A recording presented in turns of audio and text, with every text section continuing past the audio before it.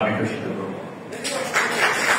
বক্তব্য হল, আমরা যারা রাজনীতি করি বিভিন্ন জায়গায়, এটা প্রফেশনালি যারা সার্বজনীন থাকে সবাইকে ঐক্যবদ্ধ করে গবেষণার জন্য একাডেমিক এক্সেলেন্স হিসেবে, প্রফেশনাল অর্গানাইজেশন হিসেবে এটাকে আমরা দাঁড় করাবো, গড়ে তুলব।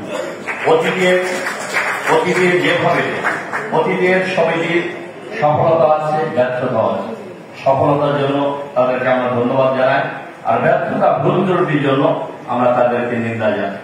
আমরা যেন এই সমিতিটাকে রাজনীতিকরণ না করি, এটা হলো আমার মূল লক্ষ্য। আমরা যারা রাজনীতিতে রয়েছি আমরা পিছনে থাকবো, আমরা সামনের দিকে এটা নেতৃত্ব আসবো।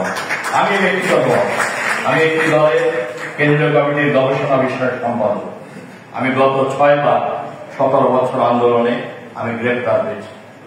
আমি 2টি মামলায় 8 বছর আমাকে সাজা দিয়েছে সরকার।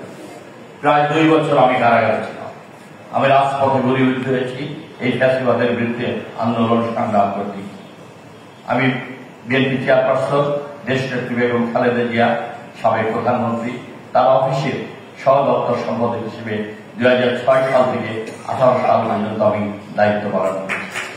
আমি কৃষি অর্থনীতিবিদ সমিতির নির্বাচিত সাংগঠনিক সম্পাদক ছিলাম। আমি কৃষিবিদ ইনস্টিটিউশনের নির্বাচিত সাংগঠনিক সম্পাদক ছিলাম। এবারও আমি সাংগঠনিক সম্পাদক ছিলাম নির্বাচিত, যখন আমাদের ভারপ্রাপ্ত চেয়ারম্যান তারেক রহমান সিনিয়র যুগ্ম মহাসচিব ছিলেন। গাজীপুরের সম্মেলনে সারা বাংলাদেশে কৃষিবিদদের ভোটের মাধ্যমে কৃষিবিদ জাভেদ ইকবাল এবং আমি দুজনেই নির্বাচিত হয়েছিলাম সারা দেশে।